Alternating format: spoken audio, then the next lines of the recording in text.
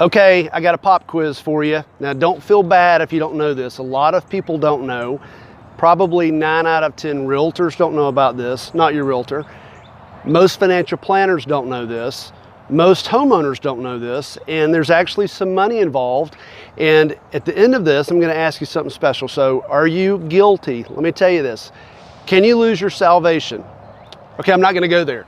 Can you lose your homestead exemption? You're like, oh gosh, now hold with me for a minute because this is a big deal. Did you know you can lose your homestead exemption? If you live in your house and you change anything about what's on your deed, the name that's on there, did you file, did you not? Do you know you can lose your exemption? And do you know how many of y'all that I have actually done your personal loan, your refinance, that you have lived in your home for the last 10 years and you never filed for homestead exemption? Now this is crazy because Steve, John, Mark, Lynn, Tiffany, I'm thinking of all these people that I've helped recently because we just went in and pulled records. Now, you may be guilty.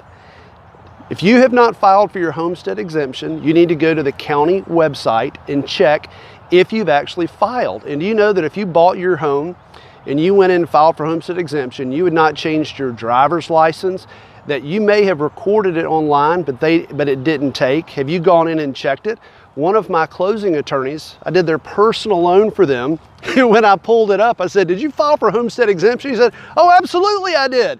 Well, I pulled the county record and I showed it to him. I said, actually, you didn't. And on his house, it was about $600 a year he was losing. And he's lived in his house the last 10 years. And in most counties, you cannot get a refund back.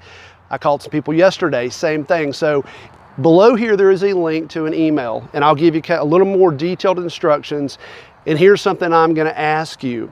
If you go in and you've lived in your home and you didn't file exemption, and you go in and file it, and it saves you $400, $500, $600, whatever going forward, will you do me a favor?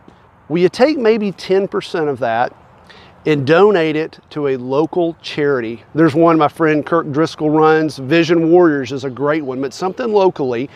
But I want you to go in and check it. And some of y'all I'm gonna call, and you're watching this video right now thinking, oh, well, it's not me.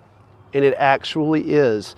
Did you file for homestead exemption? Have you gone online and confirmed you're actually getting it?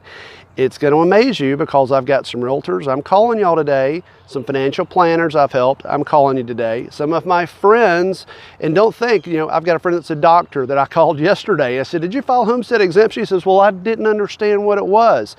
He's a doctor and an expert in his field, but related to owning a home and getting the exemption, didn't know. I've even got a CPA that I did a loan for this last year. A year and a half ago, we pulled his report. Guess what? He never filed for exemption either. Actually, he thought he did, but he didn't go back to check if they actually took it or not. So check below. I'm Alan Christian, your friend, your neighbor, your lender.